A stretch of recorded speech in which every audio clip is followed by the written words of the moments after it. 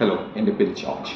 ഈ വീഡിയോയിൽ കാണുന്നത് നമ്മൾ കേട്ടിരിക്കുന്നതെന്ന് പറയുന്നത് യൂതന്മാരാണ് ലോകം മുഴുവനും കൺട്രോൾ ചെയ്യുന്ന, അവർക്ക് മീഡിയയിൽ മേലിൽ കൺട്രോൾ ഉണ്ടെന്നാണ് പൊതുവെയുള്ള സംസാരം. ഇത് ശരിയാണോ എന്ന് നമുക്ക് നോക്കാം. ഈ അടുത്തിടയ്ക്ക് യുദ്ധം ഉണ്ടായി, ഇറാന്, ഇസ്രയേല്, പിന്നെ എന്താണ് പാലസ്തീനും.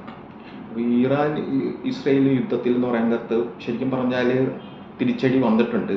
തിരിച്ചടി ഇസ്രയേലിന് കിട്ടിയപ്പം പറ്റിപ്പോയതെന്ന് പറയുന്ന നേരത്ത് അവർ പ്രതീക്ഷിച്ചില്ല.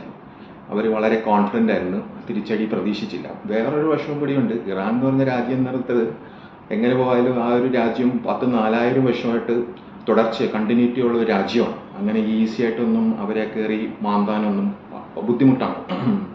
അവർക്ക് അതിൻ്റേതായ സ്വന്തമായിട്ട് പിടിച്ചിരിക്കാനുള്ള ബുദ്ധിയുണ്ട്, അതിന് കഴിവുമുണ്ട്. അവർ പിടിച്ചിരിക്കുന്നുണ്ട്, ഇതുവരെ പിടിച്ചിരിക്കുന്നുണ്ട്.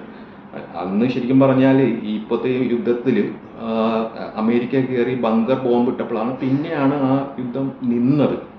അപ്പം നമ്മൾ ഈ പറയണമെന്ന് പറയുന്ന നേരത്ത് ഇവരിങ്ങനെ ലോകം കൺട്രോൾ ചെയ്യുന്നതെന്ന് പറയുന്ന നേരത്ത് മീൻസ് അത് ശരിയല്ല, പോപ്പാണ് സത്യം പറഞ്ഞു കഴിഞ്ഞാൽ.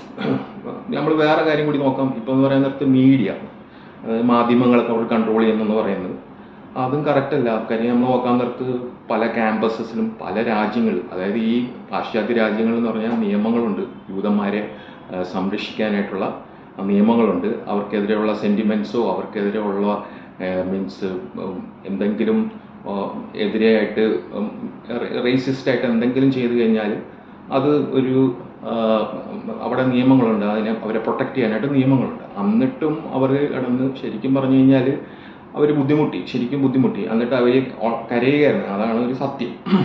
മീൻസ് മിക്ക രാജ്യങ്ങളിലും അവർ കരയുകയായിരുന്നു. പിന്നെ എന്ന് പറയാൻ നേരത്ത് ഇപ്പം ഒരുവിധം ഒരു ശാന്തമായിട്ട് പോകുന്നുണ്ട്. അപ്പം അതും സത്യമല്ല. അതായത് ഇവർക്ക് മീഡിയ മേലിലുള്ള കൺട്രോൾ ഉണ്ടെന്നുള്ള കാര്യം ശരിക്കും പറഞ്ഞാൽ അവർ വെള്ളം കുടിച്ചുപോയി. അപ്പോൾ ഇതിനെപ്പറ്റി എന്തെങ്കിലും പറയാനുണ്ടെങ്കിൽ നിങ്ങൾ കമൻറ്റ് സെക്ഷനിൽ ഒന്ന് കമൻറ്റ് ചെയ്യുക. Okay, thank you.